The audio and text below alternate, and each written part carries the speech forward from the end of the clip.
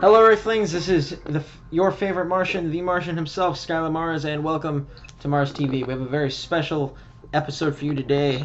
I'd like to introduce the first ever two-time guest of the show, my man, the Universal Traveler, Chadd Hawkley. Chadd, how are you doing today? I'm doing good, Skylar. How about you? I am doing just fine. Things are booming in the wrestling universe, so to speak. And I'm just glad that I'm getting my chance to be a part of it. Now, you requested this interview because you wanted the people to know who is Chadd Hawkley, to put it bluntly. Uh, that's correct. I've listened to some of your other interviews, including the one with the good Dr. Cobblepot. And and looking back at my last interview with you, I feel that I not only cheated you, but your listeners.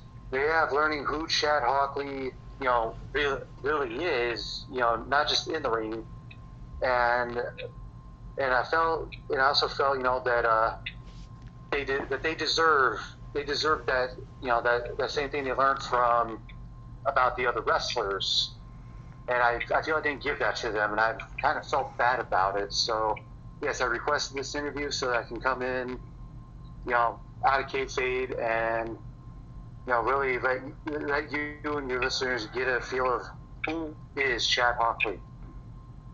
So I'm not the Master Traveler of Universes right now. I am Chadd Hawkley. And I'm glad to be talking to you. So, I was great to be back. first ever two-time guest. I feel like you should get some kind of medal for that.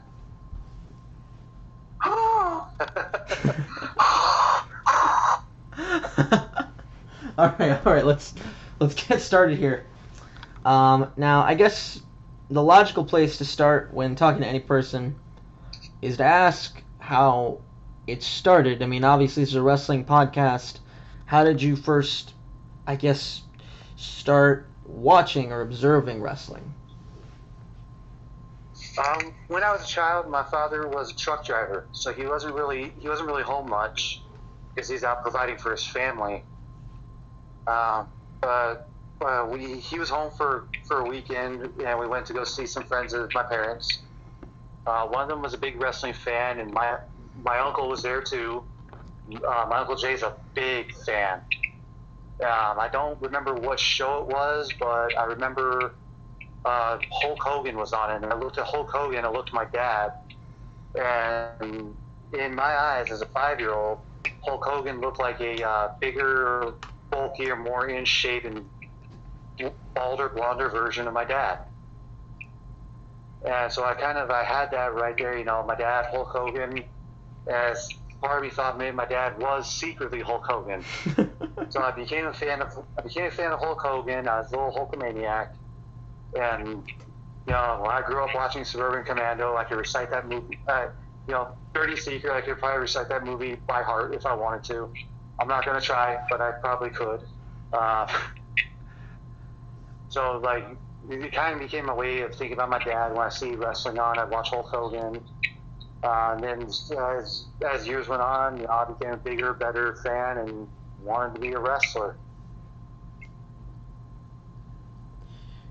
And now, But that's where it started. with every fan who wants to be a wrestler, there's a difference between them and the ones who do. How did you make that transition from wanting to be a wrestler to becoming one? Well, when I was in high school, I found out that there was a couple, local shows going on, and so I went to check those out. A friend of mine was pretty tight with some of the performers that were coming through, so he took me backstage, and I started being. I was actually about 16. I started, going behind the scenes, him showing up early, watching how everything worked. And a lot of it was observing. I made sure to be around it. And see how things worked. I watched a lot of the documentaries, like the one that in fact killed kayfabe Beyond the Mat, which you get a good idea of how that works, and then watch a lot of behind the scenes documentaries about what went into wrestling and what like the other things that you gotta do, and like my ultimate goal is to eventually own a promotion. But yeah, I made sure to be around it, watch everything I could, read everything I could. I tried my best to stay in shape lifting weights, but I was very severely underweight, so a lot of it didn't show, and even now a lot of it still doesn't show. I'm in better shape than I look. But a lot of it you just got to start. You got to start preparing prior to wanting to do it. You can't just sit on your couch. Hey, I want to do this. Hey, I can do this, and then having every excuse in the world not to do it. I studied and I tried and I even watched. I was just watching the matches, see how they landed. But then of course you get in that ring and you forget. Like most everything, you're kind of nervous, but it's also seeking out, talking to the right people, finding out, hey, when's your next new student day, and making sure that you drink a lot of water, bring water with you, you're eating, and then you're doing what you're told, and making sure you have that time to go there. Like on that day of the new student initiative, ask the wrestlers, what do I need to do to prepare? When can I train? How much does it cost? Start saving up so you can pay a couple months in advance. And if you're in the people that sit there saying they want to do it but never do it, or they get in, they say, I did the backyard, I could do this. I'm not knocking backyard wrestling, just so those guys, and then they come in with like no idea what they're doing. Some of the time, and they always say, I can do this. Well, get in there and prove it. Oh no, not right now. You're either going to be someone who's going to do it, you're going to be someone who makes excuses and is unprepared.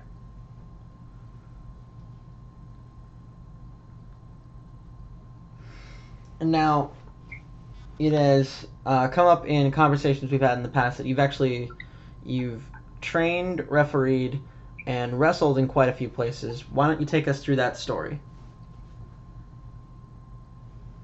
You mean of how I've come to do that? Yes. Okay. Well, going a little bit back. Yeah. When I first broke into the wrestling business, I broke in as a referee. I wanted that experience being around the wrestlers and learning how matches work and how things work in the ring. And I know it's pissed off some people when I put it this way, but it's because I did not want to be a career ref. But I got in there and I started refereeing, and I accidentally got good at it. And then, as Dr. Cobblepot puts it, I had a lot of promotions try to pigeonhole me into a referee position, and trying to encourage me to stop training to be a wrestler, focus on being a ref, which I really didn't want to. That was not where I wanted to be, not what I wanted to do. I was a really small guy, and I moved good for a referee, very attention. I got in there, I started training. I first started training with the Impact Zone Wrestling. They used to be in Tempe, Arizona. Then I went to college, and I had a deal with the promoter, and I failed a class. And as per our deal, I stopped coming early, or I stopped coming, and I didn't step foot in the training center until I retook that class. That was the deal that I made with Navajo Warrior, because he understood that college was going to take a lot of my time, and he preferred it. Which, as a little lesson, all you guys out there, always have a backup plan. You never know what's going to happen in that ring. But then I found another place, started training with these guys. They trained me to be a referee so that I could get the experience. And then I was trained to wrestle as well. Had a lot of issues due to my size and my learning disabilities. I'm ADD. I admit it, I have ADD. So it was hard to stay focused some days, and I learned slow. But it took a while, and then a lot of places started picking me up as a ref because they liked me as a ref. But then I eventually just didn't want to ref anymore. I wanted to focus solely on the wrestling. And I trained hard. I trained even harder when I came back after a hiatus after being in a car accident, and just went balls to the wall. And and I started with HIW as a referee. A lot of people don't know that. I started with HIW as a referee, and it was actually 2008. I started training. I started working with HIW, and I was refereeing for them. And then we'll get into more of that story in a little while. But then after going with a couple of other promotions that, like I started wrestling with Real Deal Pro Wrestling in 2009. And then, they gave me my shot in a battle royal, which is on YouTube. I don't know where, but it's there. It was a Halloween themed battle royal, and I went out there. Spike Dudley came out and showed some stuff, and got my shot the very next week as a master wrestler. Everybody saw the heart that I put into it, but I still didn't have the build of a wrestler. I didn't have the size. I was still like 150 pounds with rocks in my boots. And then, so I was doing a lot of double duty and wrestling lucha companies on the weekends. And then after a few fallouts with some promotions about the refereeing, I eventually went back to focusing just on the wrestling. And then as I grew as a wrestler, a couple of years passed, and I did some time with HIW, did some time in Utah. 2014. Then I moved to Tucson in October of that year, and HIW owner Ricky Flash came to me and he said, "Hey, I have a favor to ask of you." And I asked him, "What is that?"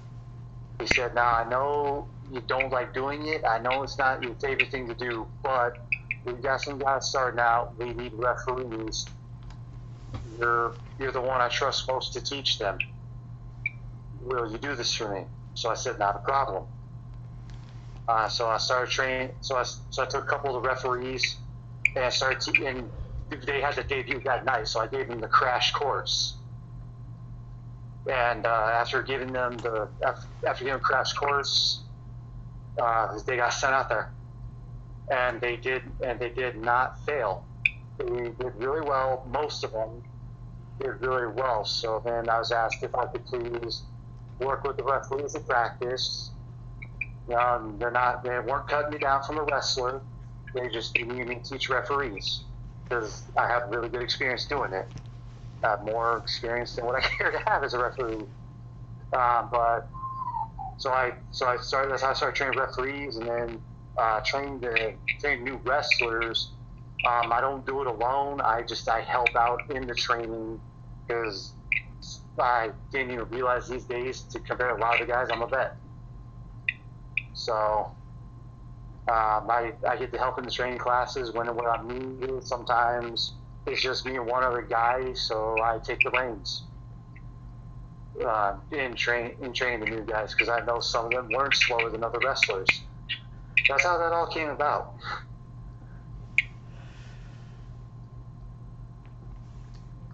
And interestingly enough, that actually was one of our fan questions from my good friend Zach Manzi. What is the best part of training new guys? I'm not pushing us forward into the fan questions. I just figured, since you've already mentioned the training, now might be a good time to put that one in. Oh yeah, of course. I mean, it goes right in with what we're talking about tomorrow. I mean, of course, what I gave you was actually the short version of all that, because I don't think we got enough time for me to tell the whole story. That'd probably be a whole nother 3 episodes. Anyways, best part of training new guys is not only knowing that I'm contributing majorly to the company, but it's also knowing that these guys are going to look back and they're going to look up to me as a wrestler, and I get to share the knowledge that I have, because wrestling is nothing but teaching and learning. More the latter than the prior, especially when you first start. But I enjoy teaching people things that they don't know, and I also and also being I don't consider myself the greatest wrestler around. Probably average, if anything. No, because I don't see myself as anything special. But I like being able to take some of these guys, especially the ones I know are learning slow, or reminding myself when I was training. And really kind of take them in, work with them, and teach them, well, hey, you're not going to learn, if you're going to get this frustrated, if you can't be a perfectionist, man. But then, to have them look up to me, being able to come to me with questions, not afraid to come to me, because I'm strict when I need to be as a trainer. But the best part really is knowing these guys are going to move on, and I had a hand in that, and make it and helping them achieve the dream. That's the biggest part. These guys come in, most of them, it's their dream to be a wrestler. And I get to help make that dream come true. And I also get to help, help them and help myself by having these guys looking up to me. Which is great to be that guy they look up to be that role model, and that guy that they want to impress every single time.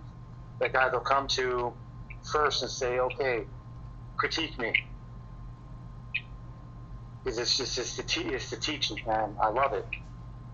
That really is the best part. And then having that feeling of you see their first match, you see what they're giving, and part of them is doing it for you.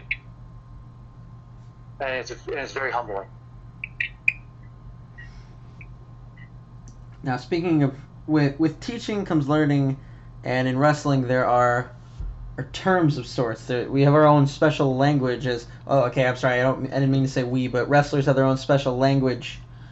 And I want to ask you about some of your favorite wrestling terminologies, because that seemed to be a very interesting thing in the wrestling world. I've never really asked anybody before. Wow. Some of my favorite terms that I love to use, because sometimes it baffles. Sometimes it just baffles the average Joe that doesn't know anything about wrestling. When I'm out and about sometimes, and somebody's like, "Hey, you're not such a tough guy." Well, I didn't say I needed to kayfabe anything out here.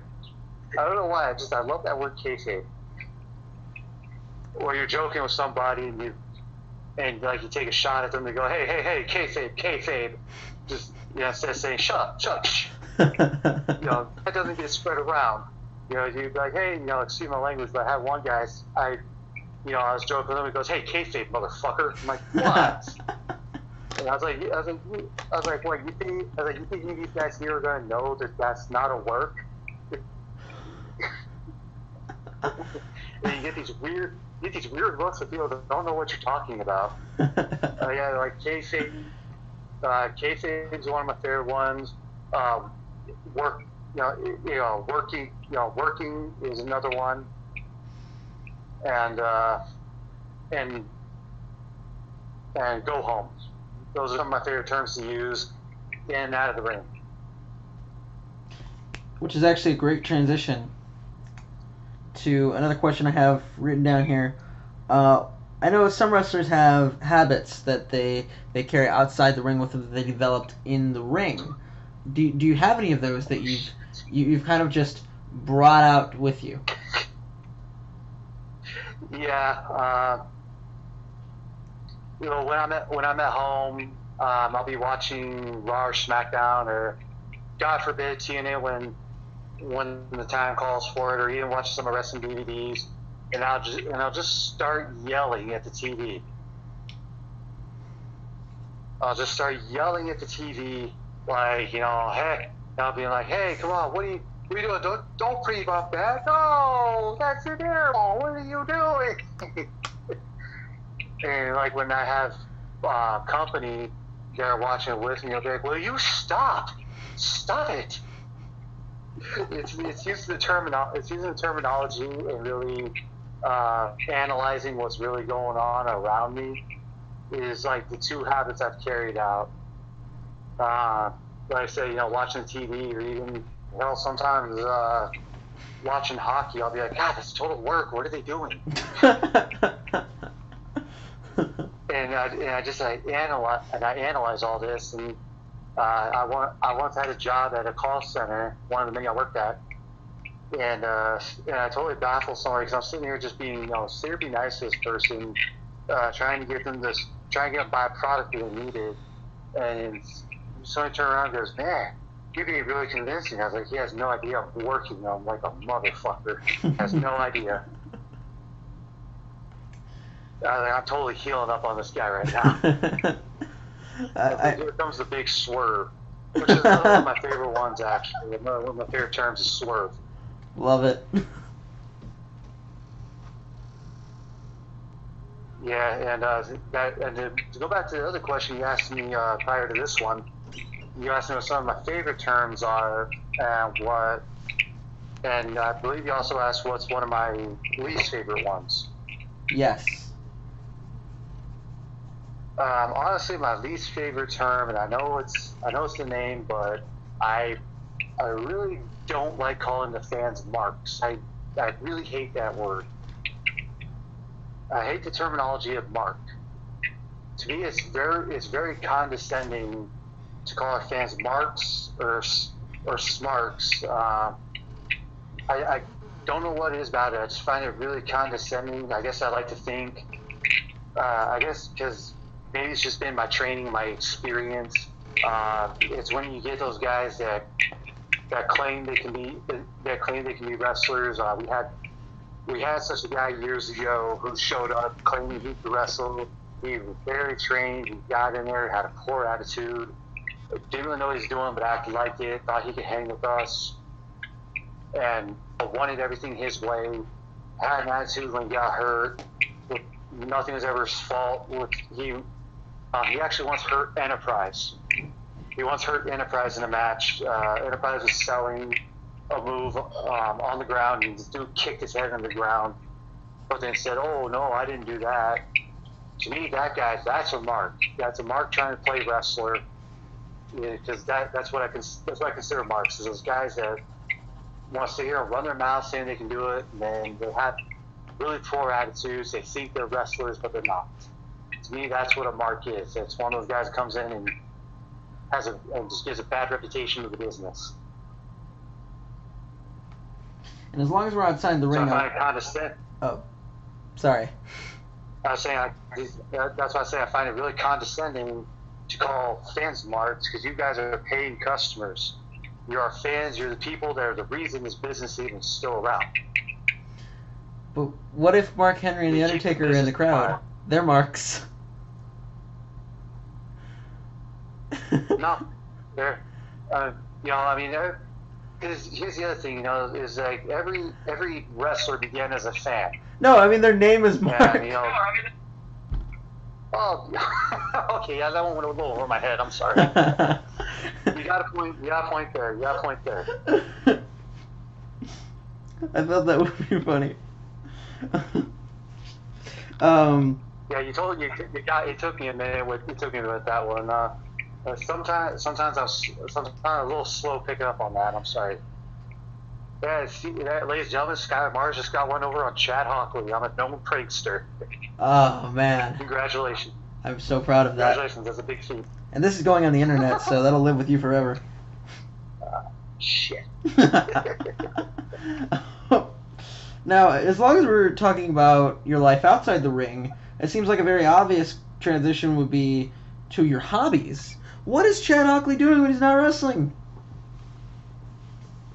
Oh, I'll say this too. I don't like to divulge too much about my personal life, as I am a rather private person. But when I'm outside of the ring, some of my hobbies, are of course working out, even though it doesn't look like it. Even though it doesn't look like I lift weights, part of it is my metabolism problem. I do have a problem with my metabolism. But I do work out a lot.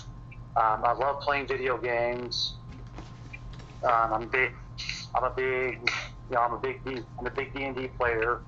I also love tabletop gaming. So I love playing Dungeons and Dragons, making up some of my own.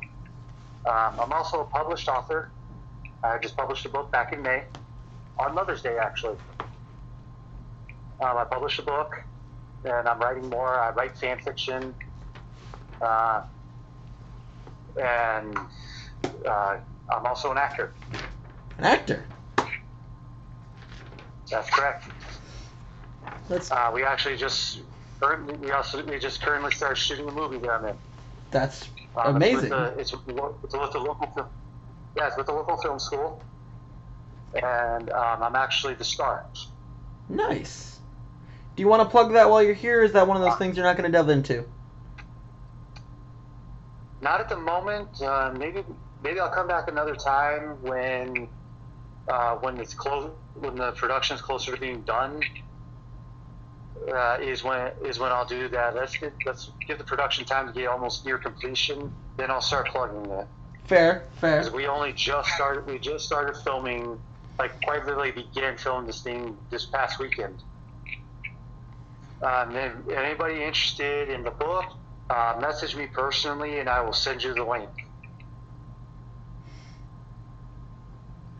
And you're probably going to have to send me that. As I published it under another name. Alright, you're going to have to send me that link so I can post it along with this video when it comes out. We'll talk about that. We will. And now, if we could transition back into the ring for just a moment, something I was personally curious about was the Travelers and your use of them in the ring. You found a very creative way of using your gimmick in a kayfabe combat sense. I just want to know how those moves came about.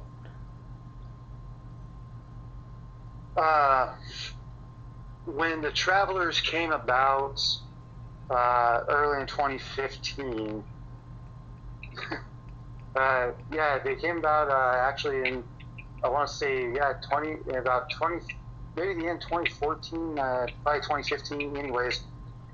When they came about, I figured, at the time it was, I'm the only person who can, I was the only person who could see them until Dr. Cobblepot came around. And Team Weird Science was formed, but we needed to give them a little more, because as much as I was paying attention to them and like trying to get them involved, it wasn't really, the concept wasn't really getting over, other than, well, this guy's just crazy. He's got galaxies on his ass and a weird hairstyle, and he's talking to invisible people. Who does he think he is? Al Snow? So that was actually a real comment. So I figured, you know what? Let's give an air of mystery to these people. How about we start incorporating them, and I'll do stuff, get them involved, and then maybe, they'll get over a little more. So I forgot who I was in the match with, but I threw one of the Travelers at him, and he sold it. Because I was like, "Come here, get out of my match, stay out of here!" Threw him, and he sold the splash. So I came at him with the splash, and then here came a third one that he stole. So I was like, "Okay, yeah, cool." So it was just kind of a in the middle of the match thing that happened, but it got over. So we started using them more. We used the idea more, and so then I found more ways to start using the Travelers, and more things to do to sell them, to get them over with the crowd. And as you've seen, the Travelers have their own signs, their own fans. And so just every show, I try to find another way to get the Travelers involved, such as this past show when I threw them. When I was throwing them with that Punk Castro. And as you've seen, they help out me and Dr. Cobblepot. They helped us find a lab. They're helping us clean up what's left of the lab after he blew it up. And as a matter of fact, Polka Dot is Dr. Cobblepot's top running candidate for his new lab assistant. I'm glad to see them all getting along, but the Travelers have definitely they've helped me a lot. At first they were detrimental and kept getting involved, but now they help me out here and there. They even helped me German suplex a demon known as Michael Kruger. Kruger is a scary That was a man. big feat all on its own. Yeah, tell me about it. And, which would actually bring me to another fan question. Not entirely sure who asked this. I had it written down. Forgot to ask, write the name. But what are some of your favorite memories in high impact wrestling? Oh wow! Some of my favorite memories, other than when I debuted as a wrestler. I like a little history about me too. Is when I showed up years ago. At one point in time, I was the HIW commissioner. That time was a lot of fun because like first they liked me, and then the fans just up and turned on me, and that's how we actually debuted another wrestler. We debuted him as my bodyguard, and we worked a small program with member of the Hardcore Union 13. And it had me as that bad guy. I was always on my own agenda.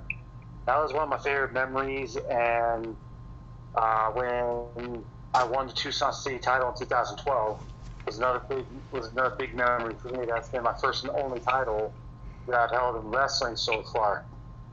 And of course, the formation of Team Weird Science. Which I actually almost forgot to ask you. I've heard Dr. Cobblepot's side of the story, but obviously for continuity's sake, I want to hear your side of the story as well. How did Weird Science form out of kayfabe? All right, well, I did actually listen to that podcast with Dr. Cobblepot, as I mentioned earlier. It's not too different from his. I got hurt in July of last year after being beaten up after a match. So I was gone in August, and then I came back in September, and I saw this guy talking to Ricky Flash. So like I walked up to him and I introduced myself, and I was like, are you gonna start training to be a wrestler? And he's like, oh, actually. I was a wrestler up in Massachusetts. I just moved out here to found out about these guys. Thought maybe I'd give it a whirl and see if I could start wrestling here. So he and I kind of started hitting it off, talking, and he's telling me more about Massachusetts and his trip down here. And we had similar interest in a lot of the same promotions we'd heard, and some of them I'd heard of, and he'd seen them. We got in a long conversation about that, and he told me a little bit about his character. I told him about my character, and we talked for a long time. I made sure he made his rounds, said hi to everybody else, and we came back and started talking some more. And I told him I'd hope to see him the next month. So here comes the October Swap Meet show when he debuted, and I saw his gimmick, and I was like, oh wow. So I was like, hey, mad scientist, huh? Yeah, that's what I do. I was like, how did this wind up in Arizona, dude? And he mentioned that he said that Dr. Cobblepot traveled from one dimension to another. So, it was, he did what? He did what? He traveled from one dimension to another. Traveled, you say? And I explained how Hawkley is the master traveler of the universes. And we thought that was really cool. I was like, hey, there's something in common right there. I was like, have you ever considered doing a tag team? And he said, oh, I'm up for anything. Why? I was like, I think you and I should team up. So that's perfect. Our stories are very close to what we do. Except yours is dimensions, mine's universes. I think we could have a very quirky tag team, and I think it will work. Only if you're okay with it. And we talked a little bit more, and we thought it'd be a really fun idea. So the idea got pitched, and well, obviously the rest is history. Because we were both down for it. We even came up with some ideas. And I was like, you know what? I got a perfect name for us. He goes, yeah, what's that? I said, we should be Team Weird Science. And he just started laughing. He's like the TV show. I said, yeah, like the 80s movie, 90s TV show. There's even a theme for it. We should come out to it. And just from there, everything moved forward into what it is now. It's been some of the best times of my life so far, being with Team Weird Science, doing the bit of bogs and everything. It's been fun. I couldn't ask for a better tag partner. I'll never live down the time that Cobblepot blew up the lab and was totally, like, didn't care. Yeah, even I question that one. I don't... So casually, like, I was doing some experiments, I was, talking to travelers, I blew up the lab, I furnished the table, like, I don't know what he actually said, but, like, he was listing things, and blew up the lab was, like, centered in there, and just one of the funniest things I've ever seen. I know, and I know, because I was there. He even took me in, and I'm like, wait, you blew up the lab? And why are the travelers here? There's actually a lot more travelers that day helping clean up. They weren't featured. As a matter of fact, they're still cleaning that up. Oh, poor lab. I know. We find it one video and then it's gone to the next. You just have to find a new one. I mean, it's very famous in, I'm not sure if you're a fan of Pokemon, but Mewtwo went through 3 labs until he finally found the one he started for his master plan. Wow, talk about nostalgia. Golly. Yeah, 3 labs. But who knows what will happen with that, but it's been a lot of fun with Team Weird Science, and that's actually another one of my favorite moments in HIW, as I was saying. Just because really it was a very humbling experience for us to have won that match. I believe you were there. I was in the crowd. I kept hyping you to my younger brother because that was his first High Impact Wrestling show, and I was very happy that my boys in Weird Science got to win the match. Yeah, and like it was the most humbling experience there, because I mean you don't see it often when a tag team forms. Like there it was. Dr. Cobblepot got on the mic, asked me to be his partner, and we formed Team Weird Science, and the entire crowd, from face fans to heel fans, all of them sitting there chanting Weird Science, the entire room. That was just the most humbling experience ever. I damn near cried, because you don't get that very often. When any team forms, you don't have an entire room chanting their name. Yeah, we got that, and I'll never ever forget that. And we're gonna have to see how Mars TV is received when it is brought to High Impact Wrestling Live. Not gonna tell you who the guest is, folks, but it's gonna be fun. I can't wait to see it, actually. Oh, yeah. And I can't wait to see you next month. Next month, High Impact Wrestling, August 27th. VFW I wonder how you Hall. look in a suit. Oh, yeah. I was thinking of going, I don't know if you know who Adam Blompiade is, but he has like a blazer, but then he just wears a t-shirt, which kind of makes him look like a bit of an a-hole. Gives him that look. I thought it was funny. You know what? We'll see. I'll see it next month. Of course. Let's press on. I'll press on, of course. And now, I want to get back to some fan questions. Carrie Woolston on Facebook wanted to know, who inspired you to become a wrestler, and which wrestlers would you love to meet? Wow. Well, going back to my childhood upbringing, when I mentioned I was really underweight, like I could hide behind you back in my day. Oh, wow. And I could really disappear. That's how underweight I was. I remember, this will give a hint to my real age. My friends and I, we were teenagers, and we were tape traders, watching ECW, which we weren't supposed to be doing, because, you know, the parent reception back then, oh no, ECW is real, they're really hurting each other, oh my god, you know, no, blood and barbed wire, no. So we'd hang out in his garage and watch ECW tapes. Started talking about how I wanted to be a wrestler, and, you know, at the time, my family laughed in my face, my friends, everybody except my grandmother, whom anybody asking a tattoo on my left forearm is a memorial to my grandmother, God rest her soul. But we were trying to catch up on ECW history so that way we could get recent. And that same day, I was like, well, I think I'm just going to give up, because then I'm too small too skinny to be a wrestler. And the tape we just happened to get that day, I was about to give up. And came the debut of Mikey Whipwreck. And right there, I was like, wait, look at this guy. Look at him. He's tiny. He's like me.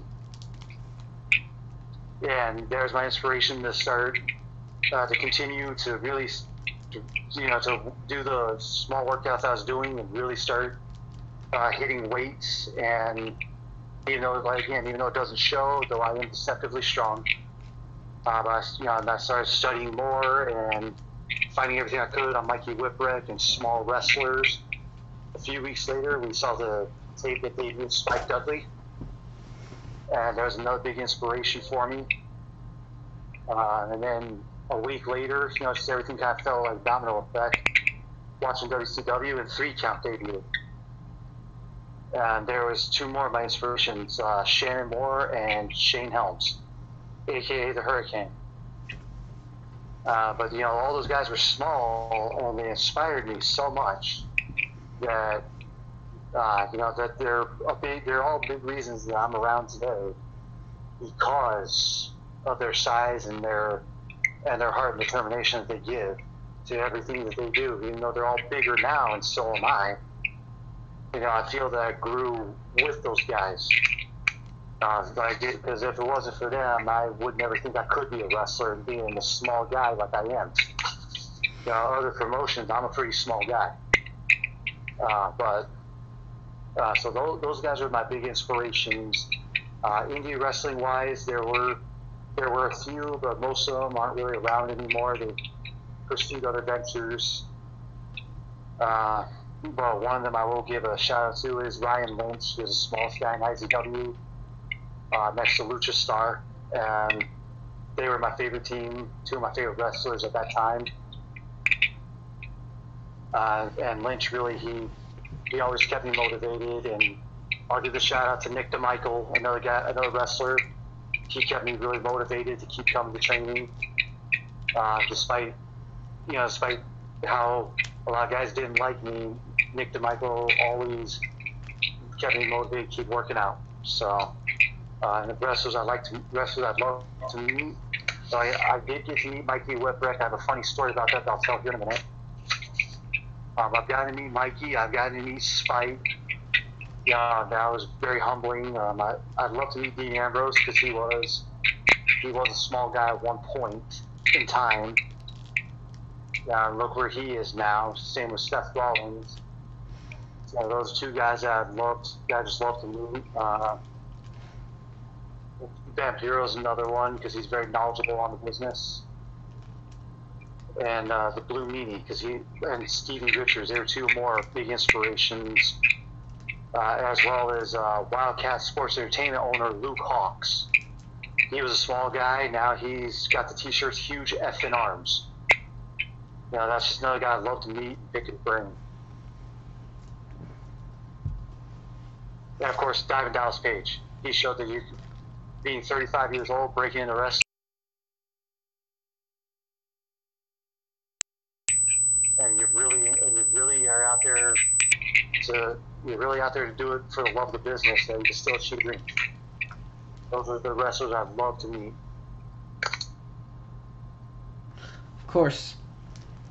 And Those are some actually very good choices, and what I like about yours is that they're not everybody else's. Like everybody will say Hogan or Rock or whatever, but you had some very unusual choices, very unique. I like that.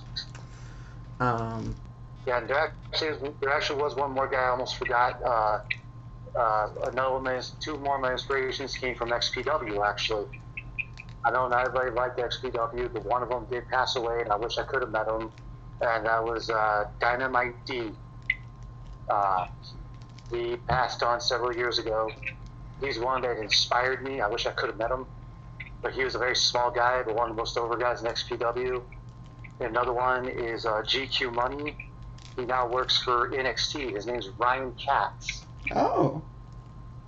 He wrestled in XPW as GQ Money. And he was a small guy, but he gave it his all every single time. I'd love to meet that guy in person and shake his hand. I've talked to him on Facebook. A couple times. We've had some good conversations. Just he's in Florida and I'm everywhere else, so his time hasn't allowed it yet.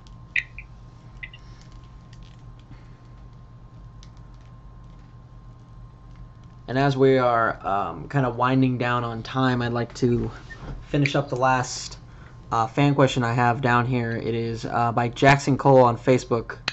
What was your most embarrassing injury you've gotten wrestling?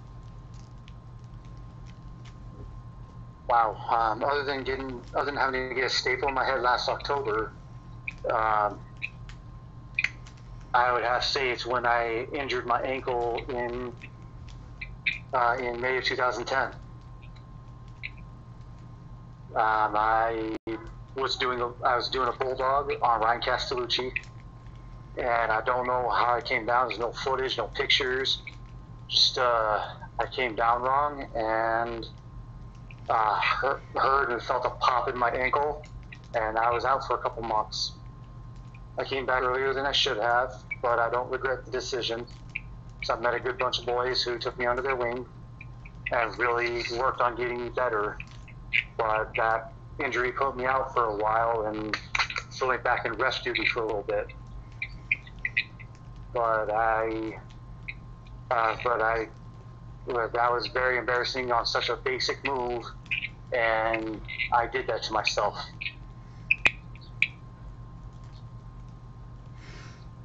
On a very basic move. Maybe someday you'll find out, maybe not, man. I choose not to dwell on it. I still have trouble with it. I still have trouble with that ankle, but the worst thing you can do as a wrestler is dwell on your injury and how you could have prevented it. You gotta move on. And since I said I'm gonna share a very funny and slightly embarrassing story with your listeners real quick. I got to meet Mikey Whipwreck shortly after I started wrestling, my biggest inspiration. And while I sat there awestruck and picking his brain and thanking him for inspiring me, there was a man next to him who kept going, ahem, ahem, ahem. And I realized I had just totally blown off James Mitchell. So I shook Reverend James Mitchell's hand. I apologized to him. And of course, yeah, Mikey always steals the goddamn show. Fuck you, Mikey. You're in trouble. But thank you for recognizing I'm here. I'm only 18, so forgive me if I don't know James Mitchell, but that is really funny. He was the guy that managed Abyss in TNA. He wore the red suit. Oh, I know. Okay. Okay, I know who that is. Yeah. So he managed Mikey back in ECW. That was a slightly embarrassing. So it was slightly embarrassing, but he was really cool about it.